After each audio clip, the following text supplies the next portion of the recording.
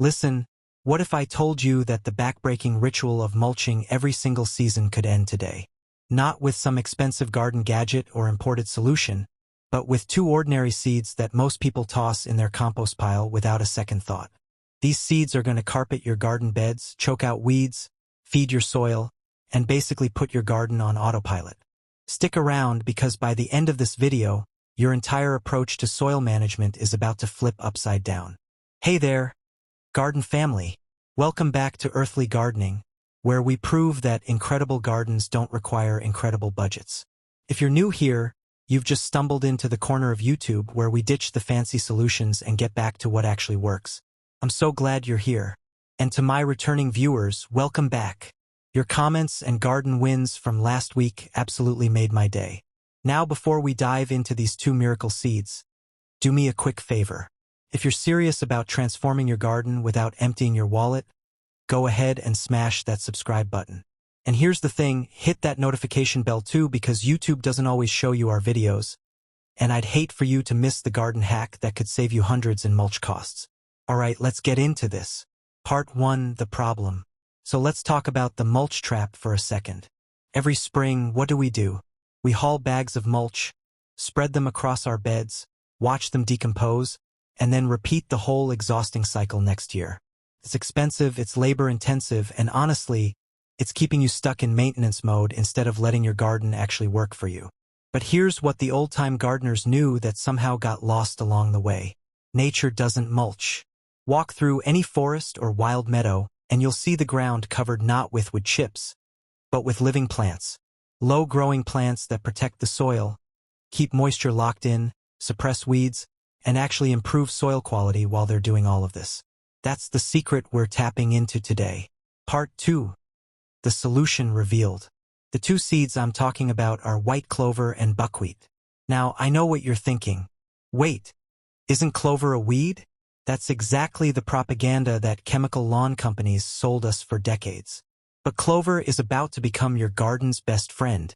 And here's why. White clover is a nitrogen-fixing plant. That means it literally pulls nitrogen from the air and stores it in the soil through its root system. You know that expensive fertilizer you buy? Clover does that job for free 24/7.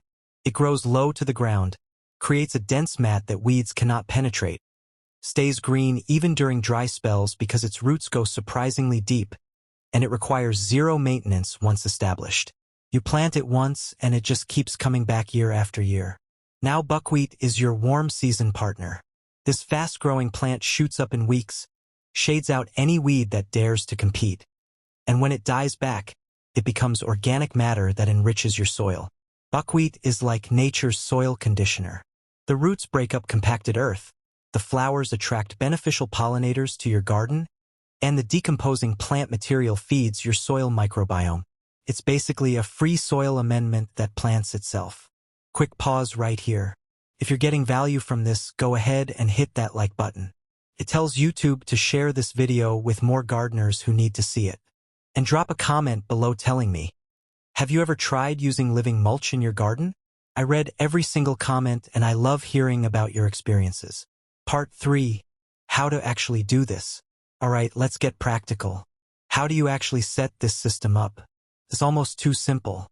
For white clover, you want to scatter the seeds directly onto your garden beds in early spring or early fall.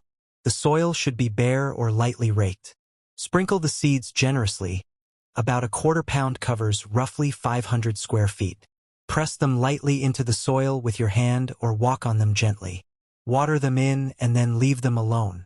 Within 2 weeks, you'll see tiny clover sprouts forming a living carpet around your plants. Here's the beautiful part.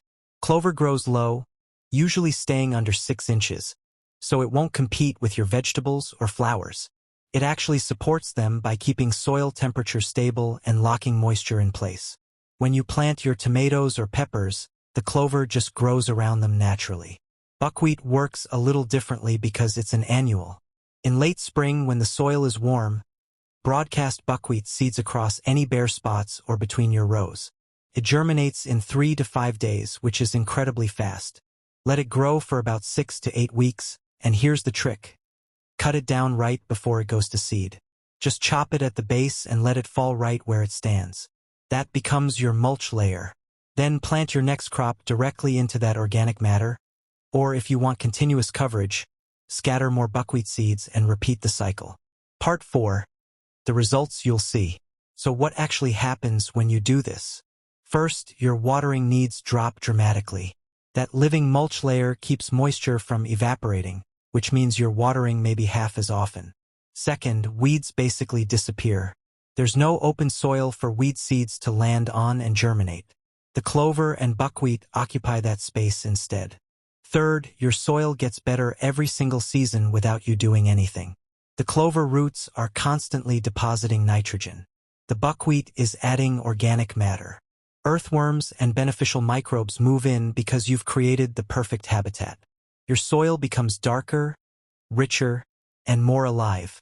And fourth, you'll notice your plants are healthier. They're getting steady nutrition from the clover, consistent moisture from the living mulch, and protection from soil-borne diseases because there's no splashback from bare soil when it rains. Part 5. Common questions answered. Now let me tackle the questions I know you're thinking. Won't the clover and buckwheat steal nutrients from my main plants? Actually, no. They're sharing the space, not competing for it. The clover especially is adding more nutrition than it could ever use. What about vegetable gardens where I need to dig and plant constantly? Just pull back the clover in the spots where you're planting. It's shallow-rooted and pulls up easily. Then it fills back in naturally. Does this work in all climates? White clover thrives in temperate zones and handles both heat and cold remarkably well.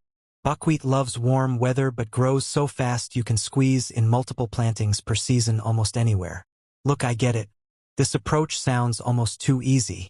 We've been conditioned to believe that good gardening requires constant work and spending.